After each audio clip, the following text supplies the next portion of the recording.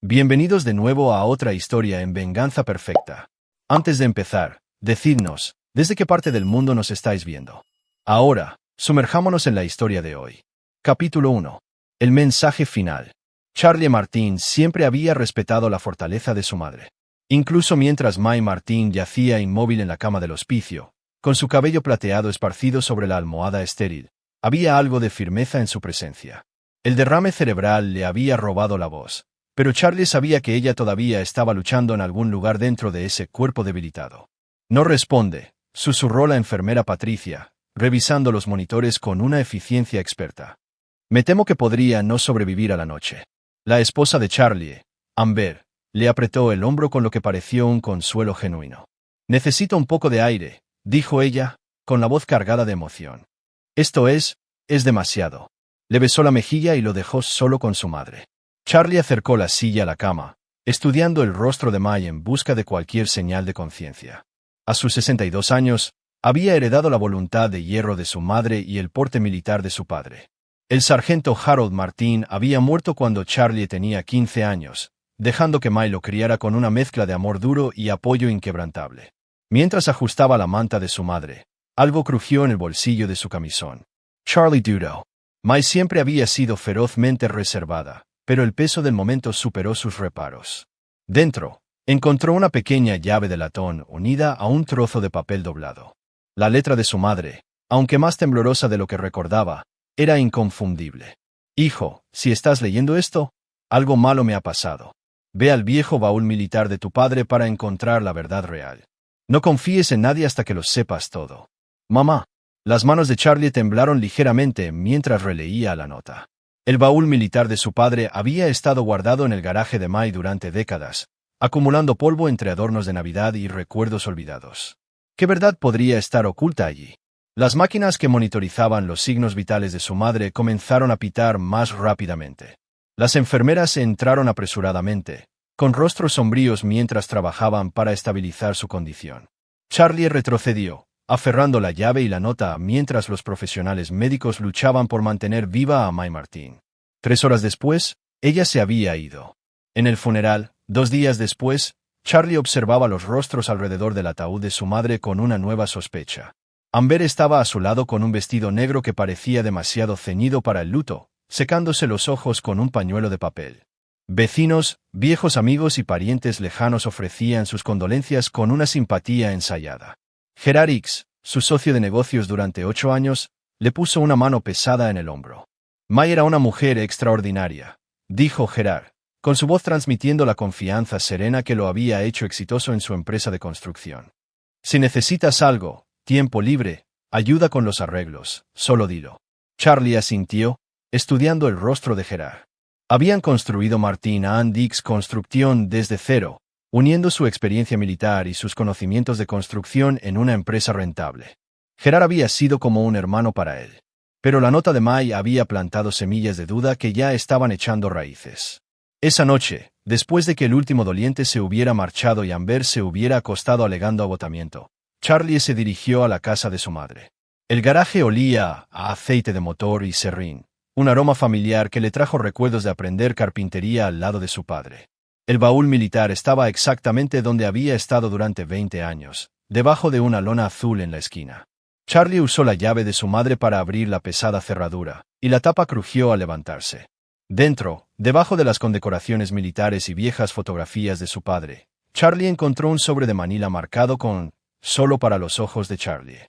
Su corazón latía con fuerza mientras lo abría y encontraba 3 elementos que lo cambiarían todo. Fotografías de vigilancia de Amber y Gerard juntos, extractos bancarios que mostraban transferencias de su cuenta conjunta a una cuenta privada a nombre de Gerard, y una carta de May fechada hacía solo 6 meses. Charlie, comenzaba la carta, descubrí la aventura de Amber con Gerard hace 18 meses. Contraté a un investigador privado llamado Joe Medina para documentarlo todo. No quería destruir tu felicidad a menos que estuviera segura. Pero ahora tengo pruebas de que han estado planeando quitártelo todo. Gerard ha estado manipulando los libros de la empresa y Amber ha estado moviendo dinero de tus cuentas. Creen que eres demasiado confiado para darte cuenta. Se equivocan. Eres el hijo de Harold Martin. Charlie se sentó en el garaje polvoriento, mirando las fotografías de su esposa y su mejor amigo abrazándose fuera de un hotel del centro. Sentía el pecho oprimido, pero ya no era dolor. Era algo más frío, más calculado. El último elemento en el sobre era una tarjeta de visita de Joe Medina, investigador privado, con una nota adjunta. Joe lo tiene todo. Está esperando tu llamada. Capítulo 2. La red se revela. Charlie pasó la noche en el despacho de su casa, mirando las fotografías y los documentos hasta el amanecer. Cuando Amber lo encontró allí, todavía con su traje de funeral, corrió a su lado con aparente preocupación. «Oh, cariño, pareces agotado», dijo ella, pasándole los dedos por su cabello canoso. «Ven a la cama. Necesitas descansar». Charlie levantó la vista hacia su esposa de 15 años, estudiando el rostro que una vez había amado incondicionalmente. Amber había envejecido con gracia, su cabello castaño rojizo todavía espeso y brillante, su figura mantenida a través de costosas clases de yoga y sesiones de entrenamiento personal que él había pagado sin cuestionar. Ahora se preguntaba cuántas de esas sesiones las había pasado con Gerard. «No dejo de pensar en lo que dijo mamá antes del derrame», mintió Charlie con fluidez, sobre que la familia es lo único que importa. Las manos de Amber se detuvieron por un instante. Probablemente estaba confundida. «Charlie, los derrames cerebrales afectan la memoria y el habla». «Quizás», dijo Charlie. Se levantó y le besó la frente, notando cómo ella se tensaba ligeramente a su contacto. «Creo que aceptaré la oferta de Gerard de tomarme un tiempo libre. Tal vez podríamos hacer ese viaje a Colorado que has estado queriendo». Su rostro se iluminó con lo que parecía un entusiasmo genuino. «¿De verdad? ¿Cuándo estabas pensando?» «El mes que viene, tal vez. Dame tiempo para poner en orden los asuntos de la empresa». Después de que Amber se fuera a su clase de yoga matutina, Charlie llamó a Joe Medina. Acordaron reunirse en un restaurante a 20 millas de la ciudad, lejos de cualquier lugar donde pudiera encontrarse con caras conocidas. Joe Medina era un hombre de complexión compacta, de unos 50 años, con ojos inteligentes y el porte de alguien que había visto demasiado de los peores impulsos de la humanidad. Deslizó una gruesa carpeta sobre la mesa del restaurante hacia Charlie. «Tu madre fue minuciosa», dijo Joe. «Quería pruebas irrefutables antes de decirte nada». La carpeta contenía 18 meses de documentación, recibos de hotel, facturas de restaurantes, fotografías de múltiples lugares, y lo más condenatorio de todo, conversaciones grabadas entre Amber y Gerard discutiendo sus planes. «No solo están teniendo una aventura», explicó Joe mientras Charlie hojeaba las pruebas. «Gerard ha estado moviendo sistemáticamente los activos de la empresa a sociedades fantasma que él controla. Tu esposa ha estado ayudando liquidando gradualmente tus inversiones personales y transfiriendo las ganancias a cuentas que Gerard estableció». La mandíbula de Charlie se tensó al leer los documentos financieros. «¿Cuánto?» «Una estimación conservadora. Han robado alrededor de $2 millones en el último año. Pero aquí está la parte interesante. Están planeando algo más grande. Por lo que he observado, se están preparando para desaparecer por completo en los próximos 6 meses». Charlie levantó la vista de los documentos. «¿Desaparecer?» Joe asintió sombríamente. «Gerard ha estado estableciendo una nueva identidad. Pasaporte falso, carné de conducir, todo el lote. Tu esposa aún no sabe esa parte. Ella cree que simplemente se van a divorciar de ti y mudarse a otro estado. Pero Gerard planea desaparecer con todo, incluido el dinero de ella. Hijo de, __. Planea traicionarla también a ella». «Se pone mejor», continuó Joe. «Tengo grabaciones de vigilancia de Gerard reuniéndose con Tommy Carver, un conocido perista que se especializa en mover bienes robados. Han estado discutiendo cómo liquidar la maquinaria pesada de tu patio de construcción sin levantar sospechas». Charlie sintió que su entrenamiento militar se activaba, la misma mentalidad fría y analítica que lo había mantenido vivo durante 2 misiones en Afganistán. Esto no era solo traición. Era una guerra, y él había estado luchando con una mano atada a la espalda porque no sabía que había una batalla. «¿Qué más tienes?» Joe sonrió sombríamente.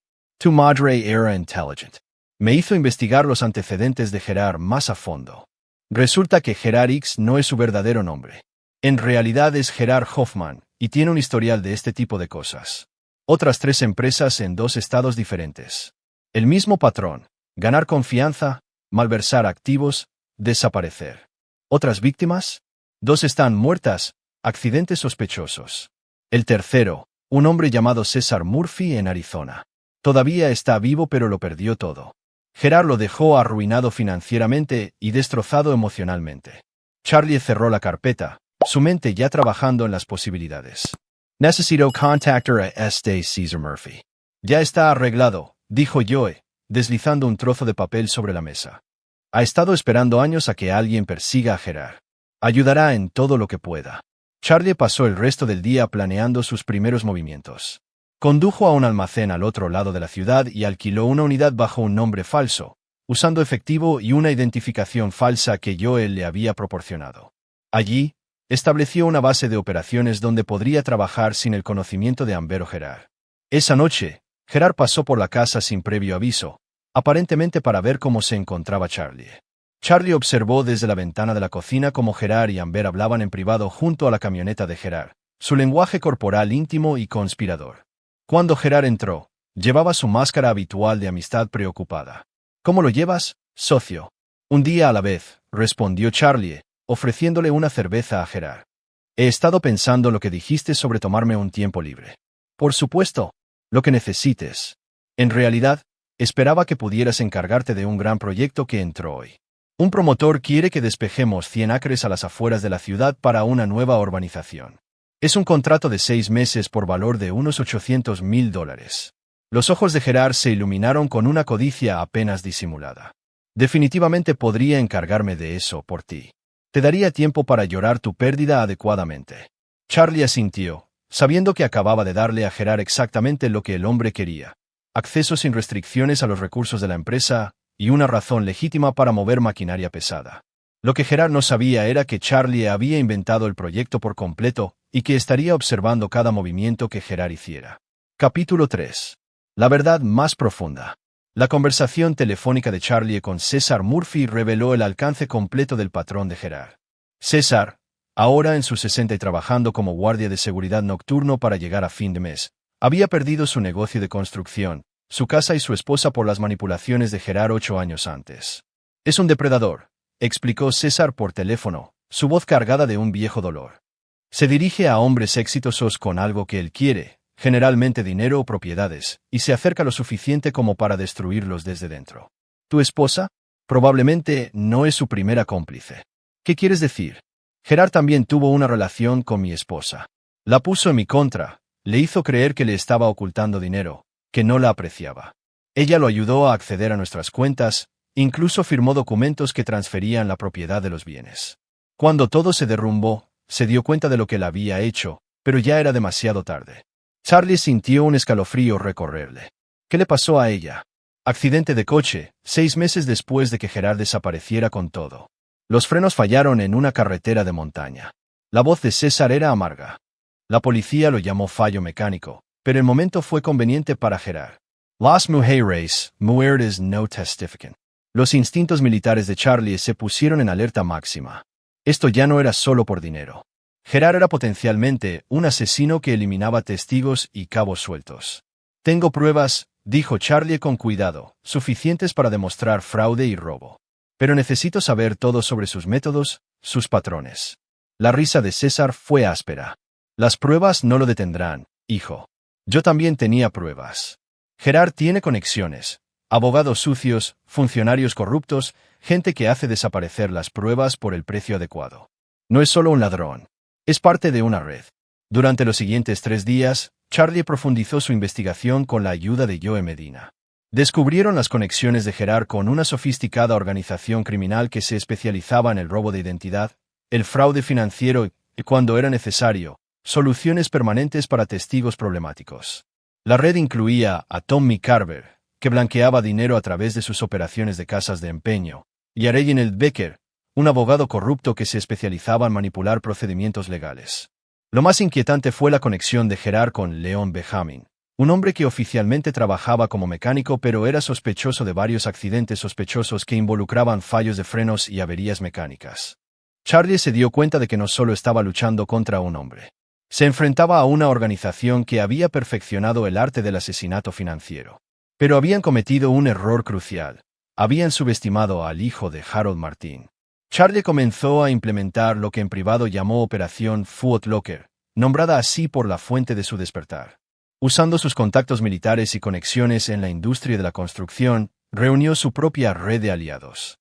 Su primer recluta fue Tyler Knight, un ex experto en explosivos de las fuerzas especiales que ahora trabajaba en demoliciones. Tyler había servido bajo el mando de Charlie en Afganistán y le debía la vida después de que Charlie lo llevara 2 millas a través de territorio enemigo con una pierna destrozada. El segundo fue Norman Pike, un contable forense con reputación de ser absolutamente incorruptible.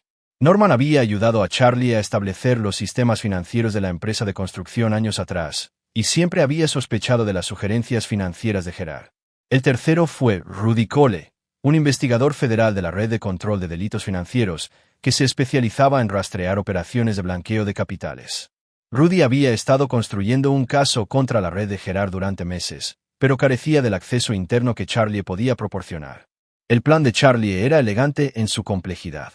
En lugar de simplemente exponer a Gerard y Amber, volvería la propia red de Gerard en su contra mientras protegía simultáneamente las pruebas y los testigos que la organización de Gerard intentaría eliminar. La primera fase implicaba alimentar a Gerard con información falsa sobre el proyecto ficticio de desarrollo de terrenos, permitiendo que Gerard cometiera robos más grandes y rastreables mientras Charlie documentaba todo a través de cámaras ocultas y monitoreo financiero. La segunda fase implicaría manipular las relaciones dentro de la red criminal de Gerard, enfrentándolos unos contra otros haciendo que cada uno pensara que los demás planeaban traicionarlos. La tercera fase sería la convergencia, la exposición simultánea de toda la red a múltiples agencias de la ley mientras se eliminaba la capacidad de Gerard para desaparecer o tomar represalias. Pero Charlie tenía una cuarta fase que no compartió con nadie: justicia personal por los años de traición y la amenaza a su vida. Gerard y Amber pagarían por su traición de maneras que iban más allá de las consecuencias legales. Mientras Charlie finalizaba sus preparativos, llamó a Amber desde su base de operaciones en el almacén. «Cariño, he estado pensando en ese viaje a Colorado. Hagámoslo especial. Tal vez alquilar una cabaña en las montañas. Realmente alejarnos de todo». «Eso suena maravilloso», respondió Amber, y Charlie pudo oír la falsa calidez en su voz. «¿Cuándo estabas pensando? ¿Qué tal el mes que viene? Dame tiempo para terminar este gran proyecto que Gerard está manejando». Lo que Amber no sabía era que la remota cabaña que Charlie planeaba alquilar sería el lugar perfecto para la confrontación final. Aislada, privada y lejos de cualquier ayuda cuando la verdad finalmente saliera a la luz. Capítulo 4. La red contraataca. El plan de Charlie tuvo su primera complicación cuando Joe Medina llamó con noticias urgentes. «Están acelerando su cronograma», dijo Joe, con la voz tensa. «Intercept Communications, Entree, Gerard y Reginald Becker. Planea mover todo en 2 semanas, no en 6 meses». Charlie sintió un vuelco en el estómago. ¿Qué cambió? Por lo que puedo deducir, alguien le avisó de que podría haber vigilancia. Gerard está alarmado. Y cuando se alarma, la gente desaparece permanentemente. La mente de Charlie repasó las implicaciones. Si Gerard estaba pasando a la fase de eliminación de su plan, tanto Charlie como cualquier testigo estaban en peligro inmediato. ¿Y Amber? Esa es la parte interesante. Por lo que puedo deducir, Gerard planea eliminarla a ella también. Sabe demasiado y se está volviendo emocionalmente inestable. Aparentemente, ha estado hablando de retirarse del plan, tal vez confesártelo todo. Charlie sintió un momento de algo que podría haber sido esperanza, pero lo aplastó rápidamente. El posible cambio de opinión de Amber era demasiado poco, demasiado tarde. Ella había tomado su decisión hace 18 meses cuando se metió por primera vez en la cama de Gerard. «Necesito actuar más rápido», dijo Charlie. «¿Tyler está listo?» «Tyler está a la espera». «Pero, Charlie, esta gente ha matado antes. Gerard ya no es solo un depredador financiero. Ha evolucionado a algo mucho más peligroso». Esa noche, Charlie implementó un protocolo de emergencia que esperaba no tener que usar. Activó un sofisticado sistema de vigilancia que Tyler había instalado en la casa, la oficina y el vehículo de Charlie, completo con botones de pánico y rastreo por GPS. Si Gerard hacía un movimiento en su contra, al menos habría pruebas. Charlie también movió la mayoría de sus activos líquidos a cuentas a las que Gerard no podía acceder, utilizando vías financieras que Norman Pike había establecido. Si no sobrevivía a la siguiente fase, al menos Gerard no se beneficiaría de su muerte.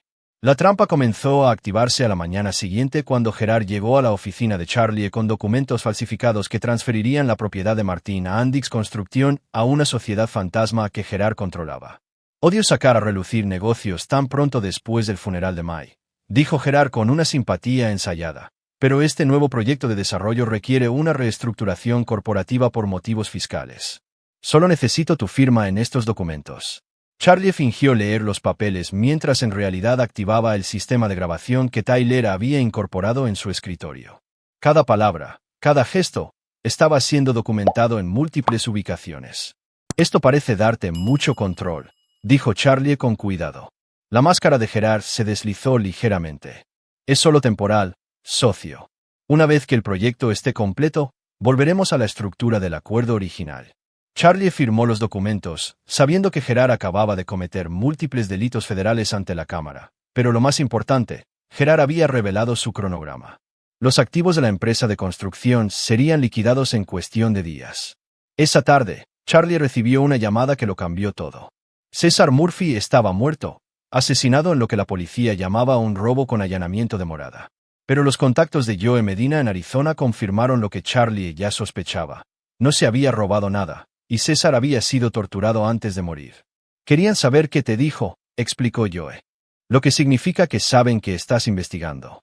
Charlie sintió la familiar furia fría apoderarse de él, el mismo estado emocional que lo había mantenido vivo en combate. Esto ya no era solo por dinero. Gerard había escalado al asesinato, y Charlie era claramente el siguiente en la lista. Esa noche, Charlie confrontó a Amber en su dormitorio, pero no de la manera que ella esperaba. Necesito decirte algo, dijo, sentándose en el borde de su cama. He estado pensando en vender el negocio. Gerard me hizo una oferta para comprar mi parte. El rostro de Amber se puso pálido. ¿Vender el negocio? Charlie, es el trabajo de tu vida. Quizás es hora de un cambio. Podríamos tomar el dinero y viajar, ver el mundo. Charlie la observó cuidadosamente. Gerard dijo que nos daría el valor justo de mercado, unos $4 millones. El alivio en el rostro de Amber fue inconfundible.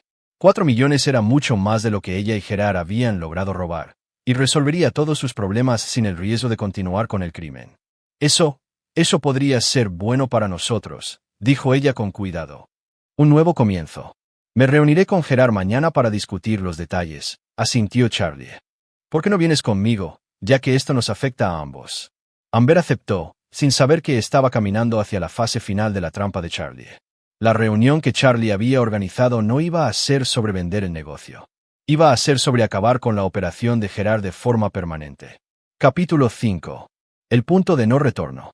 La reunión se fijó para el sábado por la tarde en la oficina principal de la empresa de construcción, un extenso complejo de almacenes y patios de maquinaria que Charlie y Gerard habían construido juntos durante 8 años. Lo que Gerard no sabía era que Tyler Knight había pasado la noche anterior instalando sofisticados equipos de vigilancia en todo el edificio y que el grupo de trabajo federal de Rudy Cole estaba posicionado cerca. Charlie llegó temprano, usando el tiempo para hacer los preparativos finales.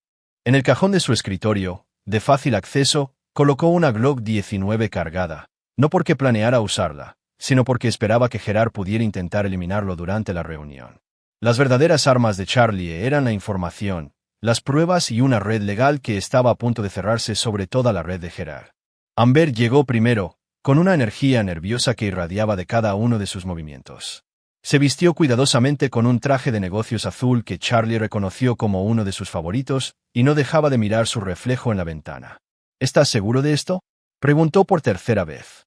¿Vender todo lo que construimos?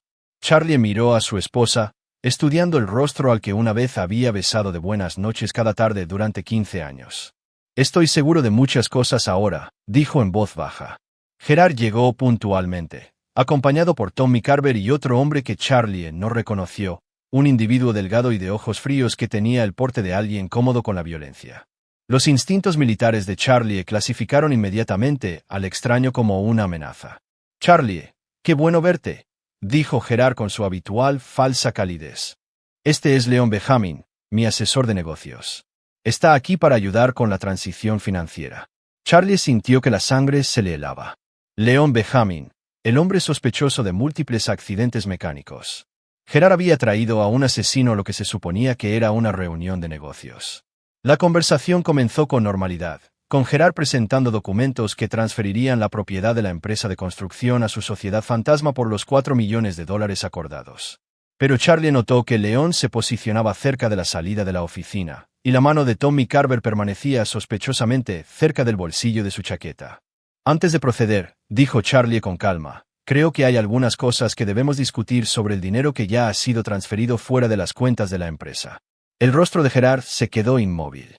No estoy seguro de a qué te refieres. Charlie abrió el cajón de su escritorio, aparentemente para coger un bolígrafo pero asegurándose de que su mano estuviera cerca de la Glock.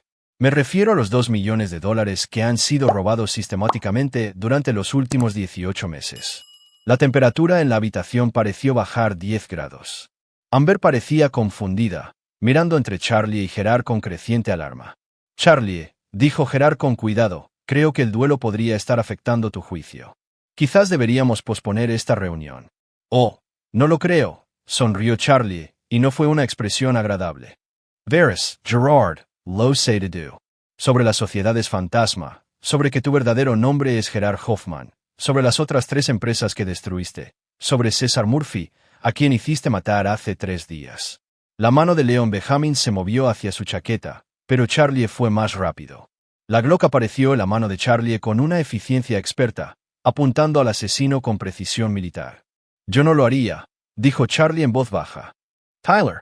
La puerta de la oficina se abrió y Tyler Knight entró con su propia arma desenfundada, seguido por 2 agentes federales. El rostro de Gerard se puso blanco al darse cuenta de que la trampa se había cerrado a su alrededor. Gerard Hoffman, anunció Rudy Cole, mostrando su placa. Está bajo arresto por conspiración para cometer fraude, blanqueo de capitales y sospecha de asesinato. Pero Gerard no había terminado. Con una astucia desesperada, agarró a Amber y le presionó un cuchillo oculto en la garganta. Todos atrás, o ella muere. El grito de Amber fue de terror genuino, y por un momento, Charlie sintió un destello del viejo instinto protector, pero pasó rápidamente, reemplazado por un cálculo frío. Adelante, dijo Charlie en voz baja, sin bajar nunca su arma.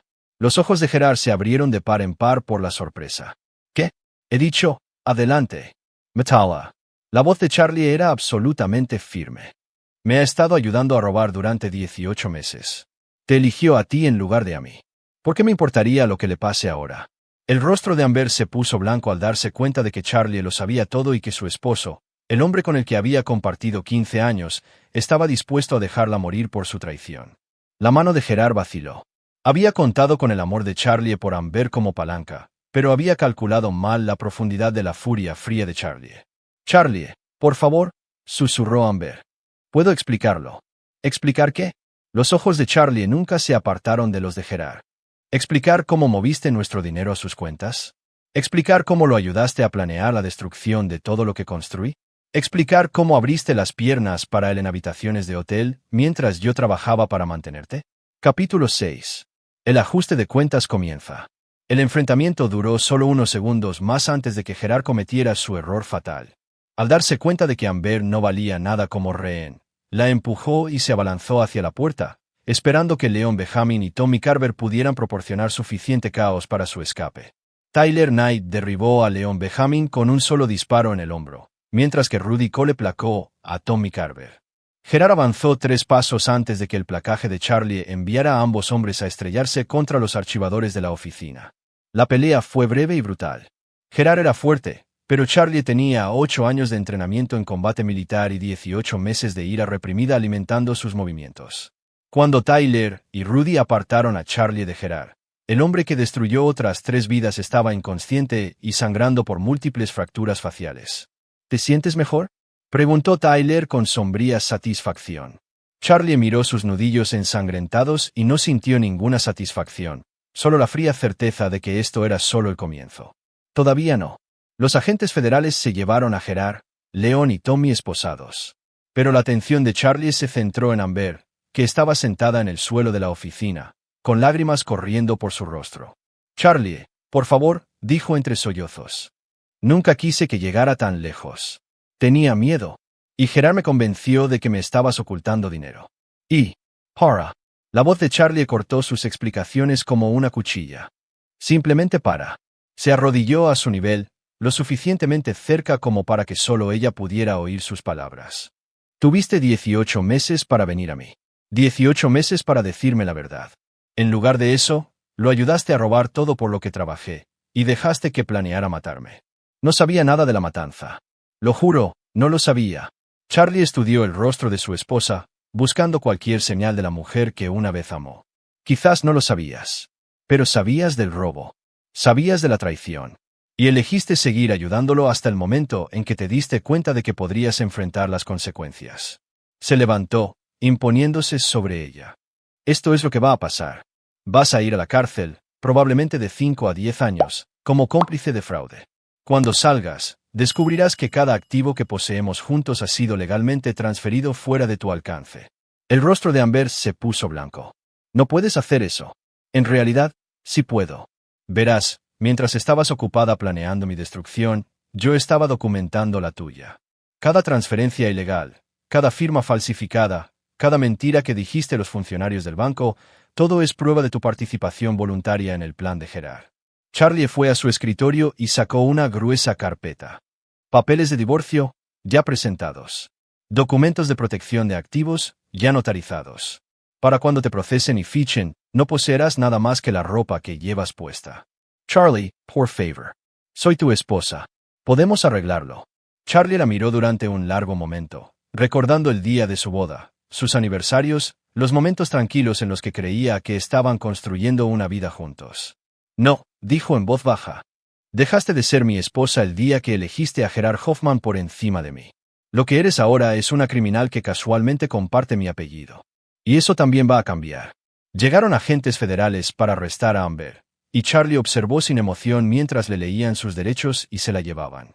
Cuando la oficina finalmente quedó vacía, excepto por Tyler y él mismo, Charlie se sentó pesadamente en la silla de su escritorio. ¿Y ahora qué?, preguntó Tyler. Charlie miró alrededor de la oficina, viéndola claramente por primera vez en meses. Las fotografías en su escritorio eran todas mentiras ahora, fotos de él y Amber en fiestas de la empresa, vacaciones, celebraciones. Monumentos a un matrimonio que había estado muerto durante 18 meses mientras él vivía en la ignorancia. Ahora nos aseguramos de que la red de Gerard nunca pueda hacer daño a nadie más, dijo Charlie. Y luego nos aseguramos de que nunca vuelva a haber la libertad. El caso federal contra la red de Gerard era sólido, con pruebas suficientes para encerrar a los miembros principales durante décadas. Pero Charlie había aprendido algo importante de la muerte de César Murphy. El sistema legal podía ser manipulado. Las pruebas podían desaparecer. Y los hombres peligrosos a veces encontraban formas de escapar de la justicia. Charlie no estaba dispuesto a correr ese riesgo. Capítulo 7. La destrucción de la red. Durante los siguientes 3 meses, Charlie desmanteló sistemáticamente la organización criminal de Gerard utilizando métodos que iban mucho más allá de los procedimientos legales. Mientras los fiscales federales construían sus casos, Charlie implementaba su propia forma de justicia. La primera fase involucró el imperio de casas de empeño de Tommy Carver, que servía como el centro de blanqueo de capitales para la red de Gerard. Charlie usó sus conexiones en la industria de la construcción para descubrir que Tommy había estado operando sin las licencias adecuadas para la eliminación de materiales peligrosos. Una serie de denuncias anónimas a agencias medioambientales resultó en inspecciones sorpresa que revelaron almacenamiento ilegal de productos químicos y eliminación inadecuada de residuos. Las multas y los costos legales resultantes llevaron a la bancarrota la operación de Tommy en cuestión de semanas. Pero Charlie no se contentó con la ruina financiera. Quería asegurarse de que Tommy nunca pudiera reconstruirse. Usando información proporcionada por la investigación de contabilidad forense de Norman Pique, Charlie proporcionó pruebas de las operaciones previas de blanqueo de capitales de Tommy a los fiscales federales, lo que resultó en cargos adicionales que conllevaban sentencias mínimas obligatorias. Reginald Becker, el abogado corrupto de Gerard, resultó más difícil de neutralizar. Como abogado, Becker tenía un conocimiento sofisticado de las protecciones legales y el manejo de pruebas. Pero Charlie tenía a Tyler Knight, y Tyler tenía habilidades que iban mucho más allá de la investigación convencional. La vigilancia de Tyler sobre Becker reveló la debilidad del abogado. Una adicción al juego que lo había endeudado profundamente con gente muy peligrosa. Charlie organizó que Tyler se acercara a los acreedores de Becker con una propuesta interesante. Podrían tener su dinero de inmediato si aceptaban aumentar la presión sobre Becker de maneras específicas. En 2 semanas, Becker estaba tan desesperado por pagar sus deudas de juego que comenzó a robar de las cuentas de depósito en garantía de sus clientes legítimos. Cuando Norman Pique avisó anónimamente al Colegio de Abogados del Estado con pruebas detalladas de la malversación de Becker, el abogado perdió su licencia, su práctica y su libertad en rápida sucesión. Leon Benjamin, el presunto asesino, requirió una acción más directa. Charlie no podía arriesgarse a la posibilidad de que Benjamin pudiera escapar de la persecución o eliminar testigos antes del juicio. Usando habilidades aprendidas en Afganistán, Charlie comenzó a acechar a Benjamin, aprendiendo sus rutinas, sus debilidades, sus hábitos. Benjamin vivía solo en un complejo de apartamentos en ruinas, sobrevivía con pagos por discapacidad de su supuesta lesión en la espalda y pasaba la mayoría de las noches bebiendo en un bar frecuentado por otros excriminales. Era paranoico, pero no lo suficiente. Nunca notó la vigilancia de Tyler ni la preparación de Charlie. La solución de Charlie para Benjamin fue elegante en su simplicidad. Usando su acceso a equipos de construcción y la experiencia de Tyler con explosivos, Charlie organizó una muy convincente explosión por fuga de gas en el edificio de apartamentos de Benjamin. La explosión ocurrió precisamente a las 3:47 de la madrugada, cuando Benjamin estaría en su apartamento solo y demasiado borracho para escapar rápidamente. La investigación oficial concluyó que las tuberías de gas corroídas habían creado un trágico accidente. El cuerpo de Benjamin fue identificado a través de los registros dentales, y el caso se cerró sin sospechas. Charlie no sintió remordimiento. Benjamin había torturado a Cesar Murphy hasta la muerte y habría matado a Charlie sin dudarlo. Pero el propio Gerard seguía siendo el objetivo principal, y Charlie estaba guardando su venganza más creativa para el hombre que había destruido su matrimonio y amenazado su vida. Gerard estaba detenido sin fianza en espera de juicio, alojado en un centro de detención federal a 40 millas de la ciudad natal de Charlie. Las pruebas en su contra eran abrumadoras: registros financieros, conversaciones grabadas, testimonios de múltiples víctimas. Pero Charlie sabía que eso no era suficiente. Hombres como Gerard tenían recursos, conexiones y planes de contingencia. Incluso si era condenado, Gerard podría encontrar formas de reducir su sentencia, conseguir una liberación anticipada o eliminar amenazas a su seguridad. Charlie necesitaba que Gerard entendiera que no habría escapatoria, ni apelaciones, ni segundas oportunidades. La solución de Charlie requirió paciencia y una planificación cuidadosa. Usando conexiones de su servicio militar, Charlie identificó a 3 reclusos en el centro de detención de Gerard que tenían habilidades particulares y estándares morales flexibles. A través de una serie de intermediarios, Charlie organizó que estos reclusos recibieran un apoyo financiero sustancial para sus familias a cambio de asegurar que el tiempo de Gerard en prisión fuera educativo.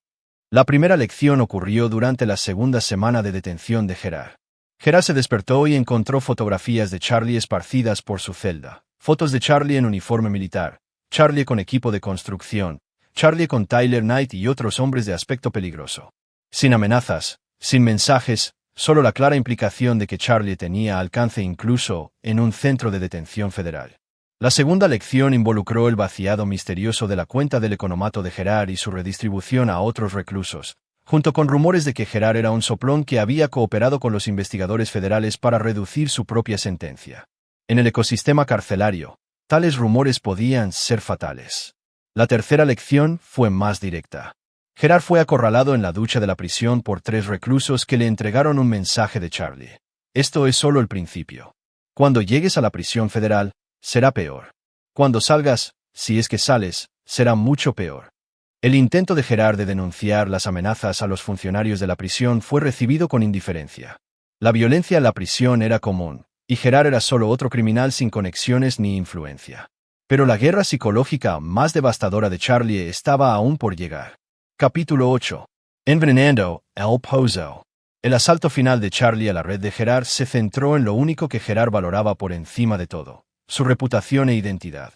Gerard había pasado años construyendo la imagen de un hombre de negocios exitoso, y Charlie estaba decidido a reducir esa imagen a cenizas. Trabajando con Joe Medina, Charlie orquestó una campaña mediática exhaustiva que expuso la verdadera historia de Gerard en múltiples estados. Los periódicos locales de Arizona, Nevada y Colorado publicaron historias detalladas sobre la carrera criminal de Gerard Hoffman, completas con fotografías de sus víctimas y sus familias. Las historias pintaban a Gerard no como un sofisticado cerebro criminal, sino como un depredador cobarde que se aprovechaba de empresarios mayores y destruía familias por dinero.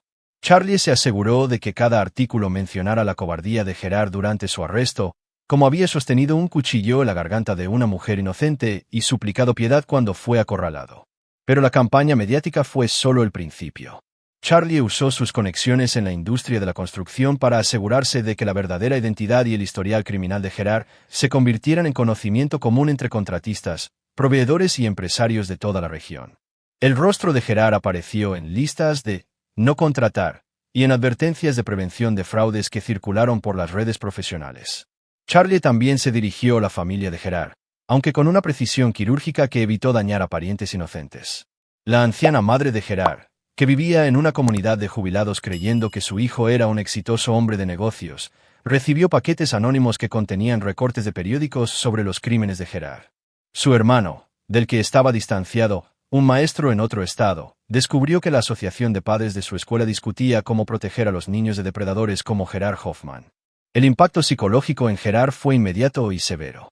Los funcionarios de la prisión informaron que Gerard se había vuelto cada vez más paranoico, convencido de que cada nuevo recluso era un asesino enviado por Charlie. Había dejado de comer regularmente, temiendo ser envenenado, y había solicitado custodia protectora varias veces. Pero el movimiento más devastador de Charlie involucró el último activo de Gerard, una mujer llamada Delia Garner, que vivía en Montana y creía que Gerard planeaba casarse con ella después de que se resolvieran sus dificultades de negocios. Gerard le había estado enviando cartas desde la prisión, manteniendo la ficción de que era víctima de acusaciones falsas y que pronto sería vindicado.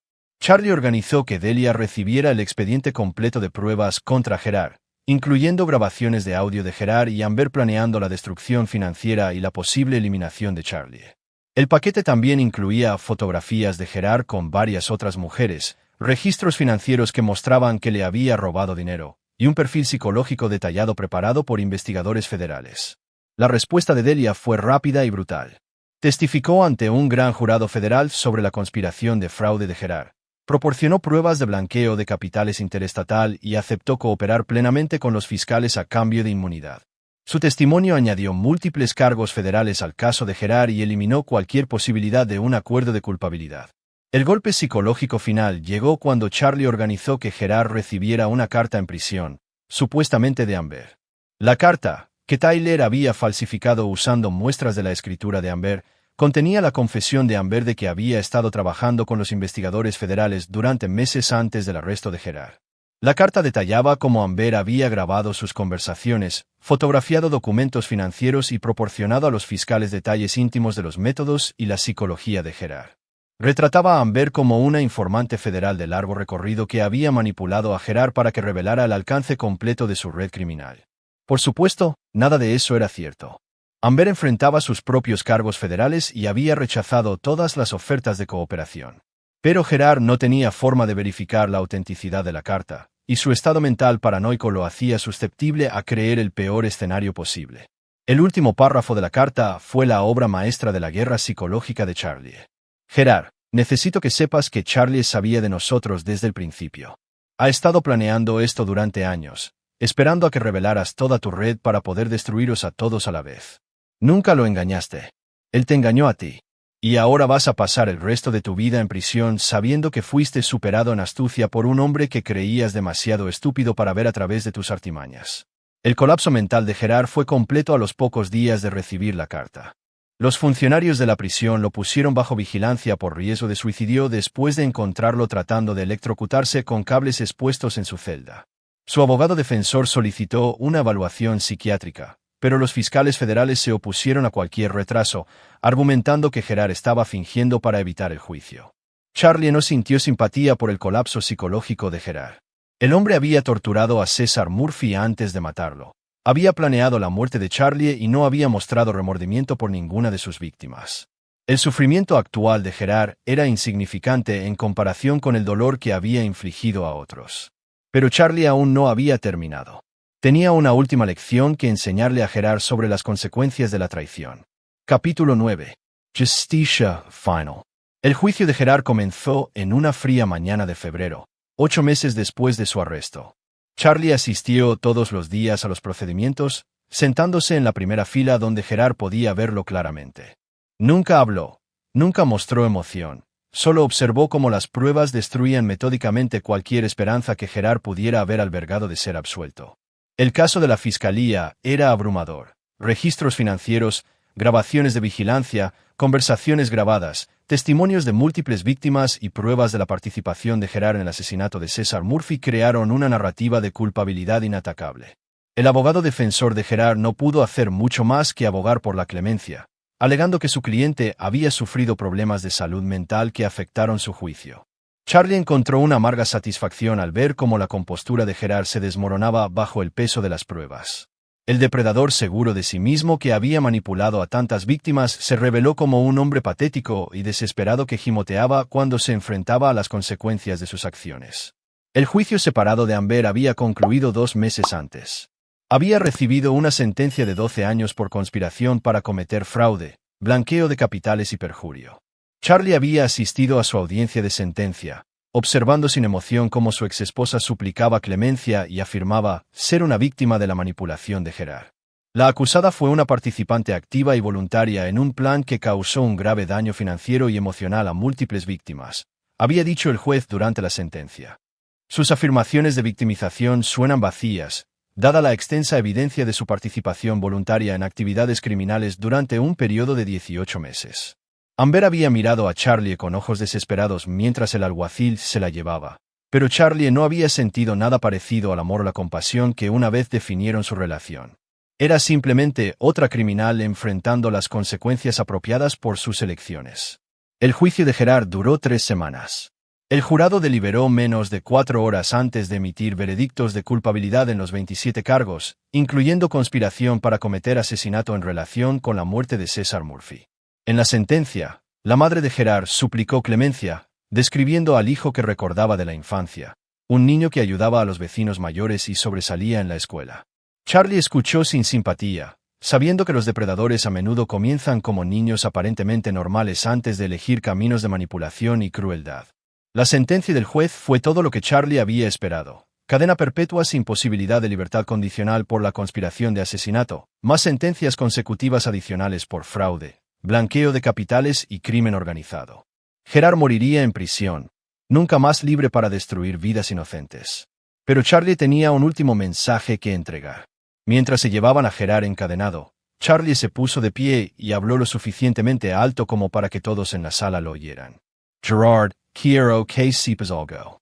Cada día por el resto de tu vida, quiero que recuerdes que tú te buscaste esto. Tú elegiste traicionar. Tú elegiste robar. Tú elegiste amenazar mi vida. Todo lo que te ha pasado fue la consecuencia directa de tus propias decisiones. Gerard se volvió para mirar a Charlie, su rostro una máscara de odio y derrota. Esto no ha terminado, susurró. Charlie sonrió. Fue la expresión más fría que nadie en esa sala de tribunal había visto jamás. Para ti, sí lo está. 6 meses después, Charlie recibió una noticia que le produjo una profunda satisfacción. Gerard había sido encontrado muerto en su celda de máxima seguridad, aparentemente asesinado por reclusos que descubrieron su historial de atacar a víctimas ancianas. Los funcionarios de la prisión lo clasificaron como un homicidio entre reclusos y cerraron la investigación después de una revisión superficial. Charlie no sintió culpa por la muerte de Gerard. No la había ordenado ni arreglado.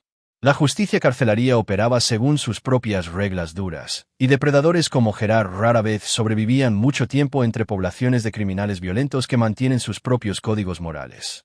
Tyler Knight encontró a Charlie sentado en el porche de su casa esa noche, bebiendo bourbon y viendo la puesta de sol sobre las montañas. He oído las noticias sobre Gerard, dijo Tyler, sentándose en la silla junto a su viejo amigo. Sí, respondió Charlie en voz baja. Las he oído. ¿Cómo te sientes al respecto? Charlie consideró la pregunta, examinando sus emociones honestamente. Siento que finalmente se hizo justicia. Gerard Hoffman pasó su vida adulta destruyendo las vidas de otras personas por dinero. No mostró piedad con sus víctimas, ni remordimiento por sus crímenes, y no dudó en planear un asesinato cuando le convenía. Charlie tomó un sorbo de bourbon y continuó. Mi madre siempre me dijo que las acciones tienen consecuencias. Gerard aprendió esa lección demasiado tarde. Se sentaron en un cómodo silencio mientras la oscuridad se cernía sobre el valle montañoso. Charlie había perdido a una esposa, un socio de negocios y la ilusión de seguridad que había definido su vida anterior. Pero había ganado algo más valioso, el conocimiento de que era lo suficientemente fuerte como para protegerse y exigir justicia cuando un sistema legal resultaba insuficiente. Charlie Martin nunca había sido un hombre que perdonara la traición o olvidara las amenazas a su supervivencia. Gerard Hoffman y Amber Martin habían aprendido esa lección de forma definitiva, y sus destinos sirvieron como advertencias permanentes para cualquiera que pudiera considerar a Charlie un blanco fácil. La guerra había terminado, y Charlie había ganado por completo. En los meses que siguieron, Charlie reconstruyó su empresa de construcción con Tyler Knight como socio, estableció una nueva vida libre de las mentiras y traiciones que casi lo destruyen, y de vez en cuando visitaba la tumba de Mae Martin para contarle cómo su último mensaje le había salvado la vida. La nota de Mae había tenido razón en una cosa: la familia era lo único que importaba. Pero Charlie había aprendido a definir familia como las personas que se ganan la confianza a través de la lealtad y demuestran su valía con acciones, no a través de lazos de sangre o certificados de matrimonio. Gerard Hoffman estaba muerto. Amber Martin cumplía 12 años en una prisión federal. Y su red criminal había sido completamente desmantelada. Charlie Martin estaba vivo.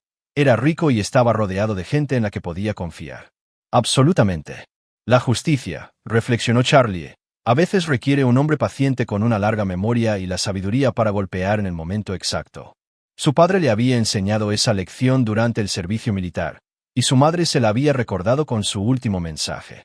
La verdad en el baúl militar había liberado a Charlie, libre del engaño, libre de la traición y libre de la carga de mostrar piedad a aquellos que no la merecen.